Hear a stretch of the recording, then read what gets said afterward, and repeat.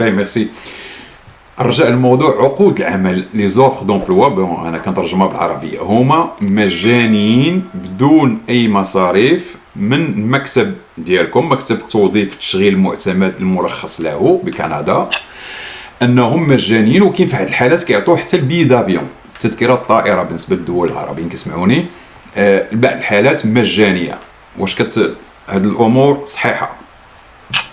Oui, alors je valide l'information. Il faut savoir qu'il n'y a aucun frais à la charge de l'employé, excusez-moi. La seule chose qui serait à sa charge, c'est vraiment si on demande des traductions. Il y a des traductions, il y a des photocopies légalisées pour le balade dialogue. Des procédures liées, des documents dans le cadre de n'importe quel visa, n'importe quel domaine, des documents, et ça c'est quelque chose que tu dois être en mesure de fournir. Les traductions aussi, il y a à savoir que les documents comme le l'oral français ou le l'oral indonésienne, il y a normalement les deux langues officielles du Canada, et le français c'est la langue officielle du Québec. Donc oui, je confirme que dans des cas, dépendamment de l'employeur, Kane va offrir la possibilité de payer le billet pour l'employé, et dans d'autres cas non. Donc ça dépend, et ça c'est quelque chose bien sûr. Donc mardi je trouve une surprise, c'est l'almonas, le tel et tel employeur غادي يقبل هذه ولا ما يقبلش. واحد قال لك اللي عنده عمل مقابله مع مشغل، وهذا المشغل ما عجبوش هذا المترشح، واش ممكن المكتب يعمل ليه مقابله مع مرشح اخر بنفس الملف؟ D'accord.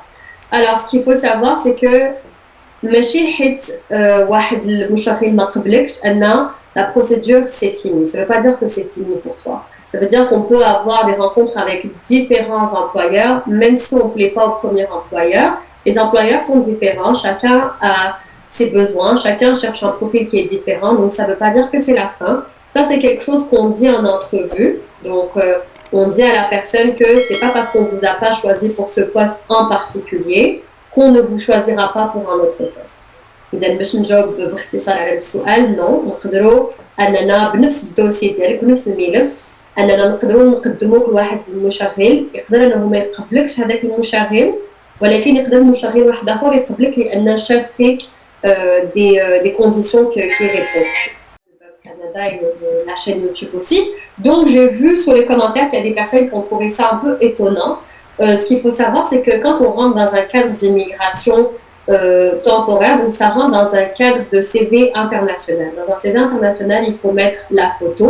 On exige aussi de mettre la situation de la personne. Est-ce que la personne est célibataire? Est-ce qu'elle est mariée? Est-ce qu'elle a des enfants? Et c'est oui, combien d'enfants? Des fois, on peut même aller jusqu'à demander l'âge des enfants. Parce que comme on a expliqué dans les autres épisodes, on a la possibilité de pouvoir ramener la famille. Donc, c'est important pour l'employeur québécois de pouvoir savoir si la personne a une famille ou pas. Ce n'est pas des éléments qui sont discriminatoires, c'est uniquement parce que une fois que l'employeur va avoir le CV de la personne devant lui, c'est le seul critère. مازال ما هضرناش مع الشخص، donc مازال ما كنعرفوش الشخص، خاصنا نشوفوا السي في ديالو، ما هو ما غاديش يجوجيك على حسب الصورة ديالك. Donc c'est pas un élément discriminatoire comme j'ai dit, mais باش حتى حنا au niveau du recrutement إلا دوز شي واحد dans l'entrevue وشفت الصورة ديالو في السي في ديالو، نقدر أنني منين نجي نهضر معاه في الكاميرا نقدر نقول بأن نفاليدي بأن نفس la personne. Parce que comme on a expliqué, il y a dans des cas où est-ce que une personne va se présenter avec un CV sans photo, et là c'est quelqu'un d'autre qui va se présenter à l'entrevue, et là quand on exige les documents pour l'immigration, on s'avère que c'est une autre personne complètement différente. Donc باش نتفاداو هاد المشاكل هادو، باش نتفاداو ان يوقعوا ce genre de situation، يقدروا كيضيعوا الوقت l'employeur، كيضيعوا الوقت le candidat aussi، لأن au final c'est une procédure qui va aboutir à rien. On prend les mesures nécessaires en amont et on demande une photo dans le CV avec la situation de la personne, donc son état matrimonial. On demande aussi la date de naissance de la personne, parce qu'il faut savoir que l'âge est important aussi. Donc, et on demande aussi bien sûr un CV qui est représentatif, qui est écrit de façon éloquente, donc qui explique vraiment qui on est, les expériences qu'on a fait complètes. Donc ما نديروش الجمل باختصار، ما نكتبوش مثلا أنني هنعطي exemple j'ai travaillé au Carrefour Oui, mais il faut dire c'est quoi qu'on a fait au Carrefour, c'est quoi la position qu'on a occupée et c'est quoi les tâches qu'on a effectuées. C'est très important aussi. اهلا وسهلا، مرحبا بكم على قناه باب كندا. شكرا للجميع من اي بلد. الله يخليكم، اشتركوا في القناه، انتسبوا القناه، فعلوا الجرس باش تلقاو الجديد. قناه كيف تعرفوا دائما ذات مصداقيه وشفافيه. نكمل دائما في الموضوع مع الشراكه مع المكتب التوظيف المعتمد والمرخص له بكندا. كيف كتشوفوا راه عنده اوراق الرخصه ديالو باش كيكون مكتب توظيف كندي يعني حقيقي. عملت معهم لقاء ودائما احنا في اتصال باش نشوفوا الاجراءات ونسهلوا الامور بالنسبه للناس اللي كيتقدموا على عقود العمل. كنشوف التعاليق ديالكم، حتى هما راه كيشوفوا التعاليق لي كومونتير ديالكم. ما يمكنش نجاوبوا كل واحد على الحاله ديالو، كنحاولوا نجاوبوا الناس باش كلشي يستافد.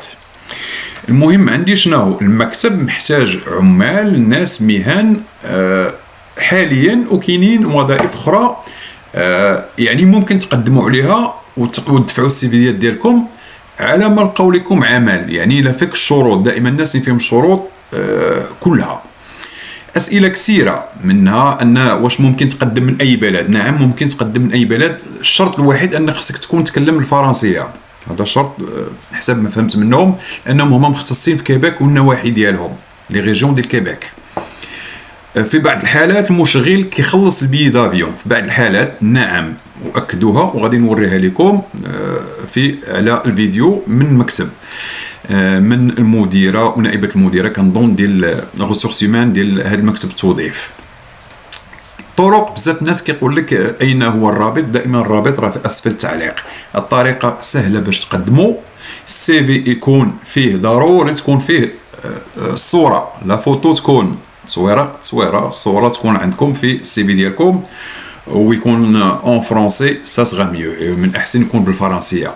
علاش؟ انهم كيف قلت انا في حلقات ديالي السابقه، راه سوق الشغل في المناطق خارج على مونريال كاين نقص كبير، والناس منهم ماكدونالد، منهم بزاف لي غران مارك وهاد لي سيرفاس وداكشي اضطروا يغلقوا لان ما لقاوش يد عامله. راه لا ابالغ، وهذا الشيء اكدوه المكتب لانه هما عندهم عقود مع المشغلون، وغادي نوريها لكم على حساب هذا اللقاء اللي عملت معهم.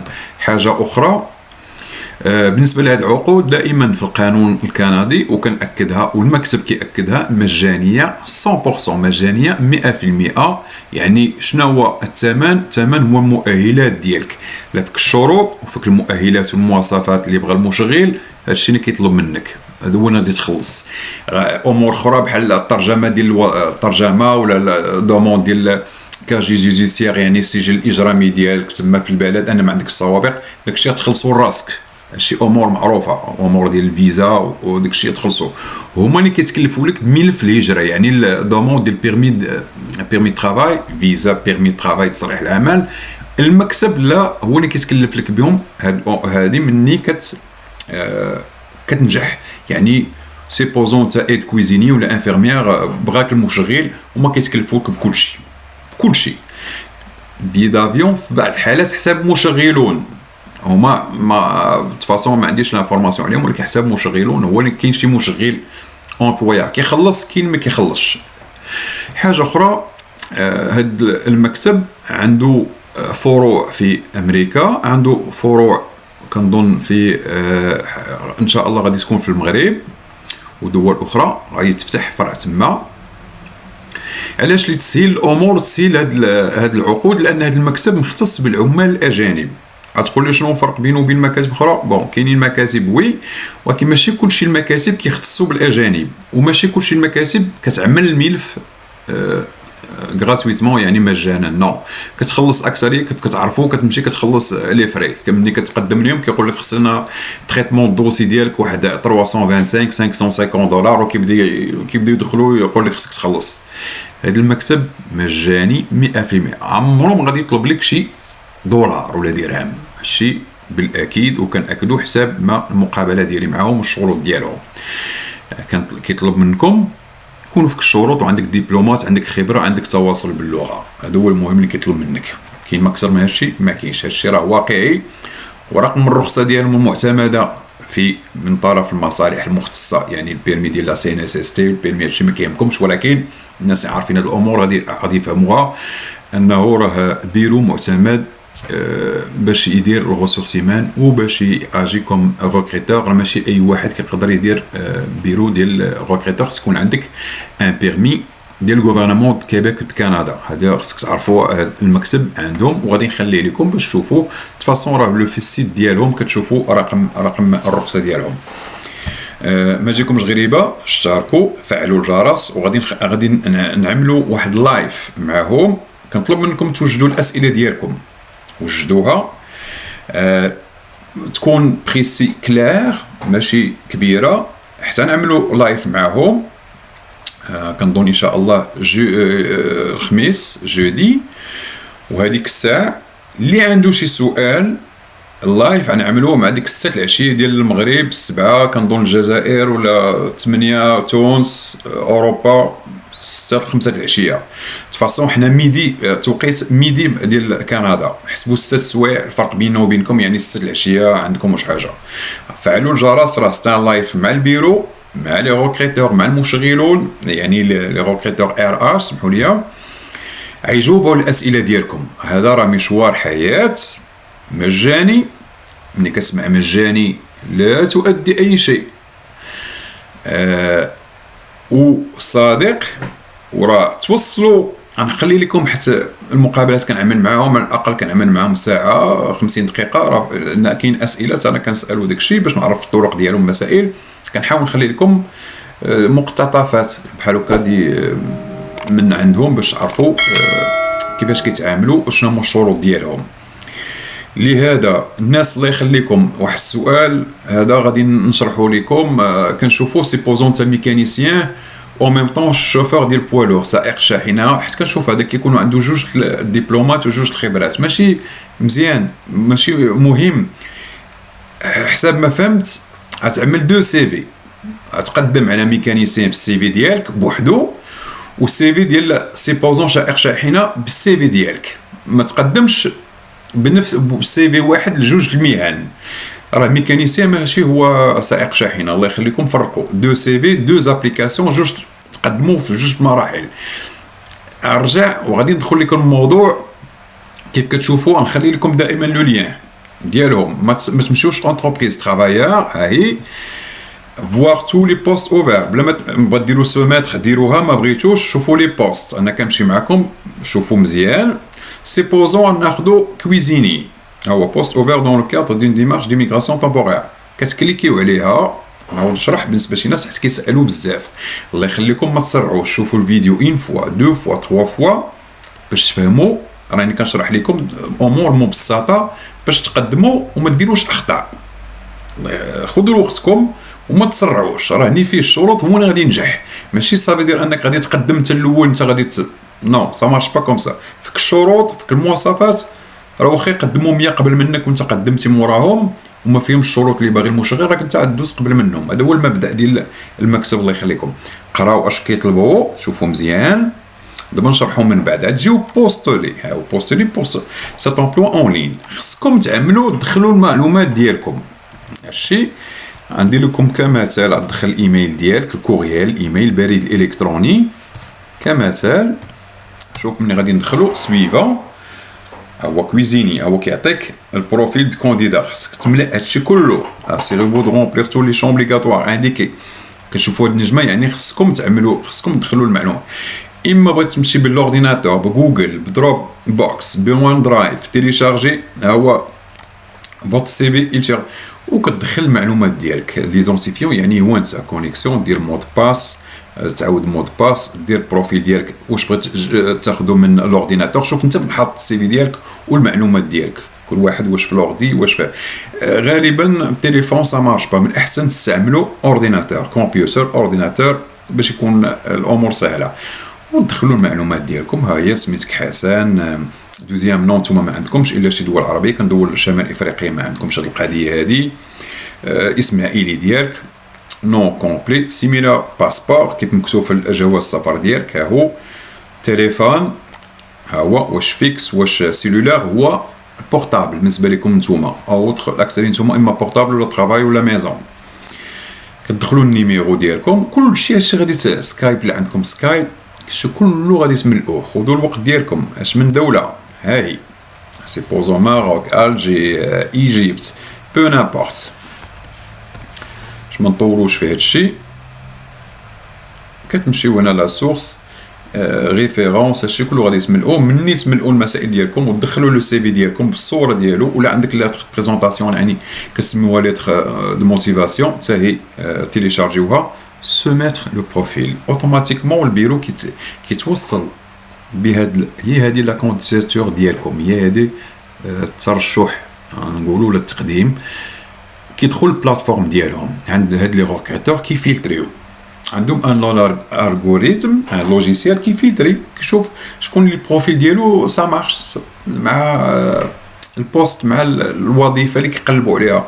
فيك المواصفات راه كيدخلوا معاك في الاجراءات يعني كيديروا معاك نبغاوش معلومات اخرى كيزيدوا يطلبوا منك معلومات كيديروا معاك اونتروفي باغ زوم يعني زوم ولا سكايب كيشوفوك وكيدخلوا معاك في الاجراءات. يعني لا فيك المواصفات ودخلوا معاك في الاجراءات راه سي ان بون ديبي. هذه هي الطريقه السهله ما فيها حتى شي حاجه. خذوا على الوقت ديالكم. ها هي هذا هو الفورمير باش كتعمروا وكتقدموا ليهم. هذه سيبوزون ابليكيتي على كويزيني دابا واحد اخر ما عندوش ما كاينش هاد المهنه ديالو بور لانستون ممكن تمشي دير سوميتر فوت سي في وتدخل السي في ديالك وتخليه. راه كاينين ناس شهور عام 8 شهور حتى كيعيطوا له كيشوفوا السيد ادميطون جيرون دوتيل ما كاينش بور لانستون هذا كمثال. ولكن راه كتدخل انت البلاتفورم ديال المكسب كيولي عندك ان بروفيل سيبوزون جو عندهم بغينا 20 جيرون بغينا 15 ان اكزومبل مثال البيرو كيدخل اللوجيسيال كيدخل البلاتفورم ديالهم كيقول شكون عندي انا هنا البروفيل ديالو جيرون عندي 1 2 3 انت راك ديجا دفعتي 1 6 شهور هادي كيشوفوا فيك لي المواصفات كيكومونيكيو معاك. هادي بالنسبه لي زومبلوا باسيف. اما هادوك اللي كتشوفوهم اللي وريت لكم قدموا عليهم تو سويت بهذه الطريقه هذه. ما غاديش نطول. جودي بروشان ان شاء الله الا كانت الامور كما هي انا غادي نكونفيرميها لكم كوم ميركودي كنرسل الرساله غنحاولوا نديروا لايف معاهم مع البيرو باش ملي عندكم اسئله طرحوها عليهم على المباشر. نتمنى لكم الخير. ما تنسوش لا ابالغ فعلوا الجرس يعني ديك لا كلوش باش توصلوا بالجديد سيرتو لي لايف وراهم توصلوا بداو دخلوا في شي اجراءات مع شي ناس حسب ما فهمت منهم مترشحين اللي فيهم مواصفات دخلوا معهم في اجراءات لان فيهم الشروط اللي كيقلبوا عليها. كنتمنى التوفيق لاي واحد من اي بلد. الى اللقاء.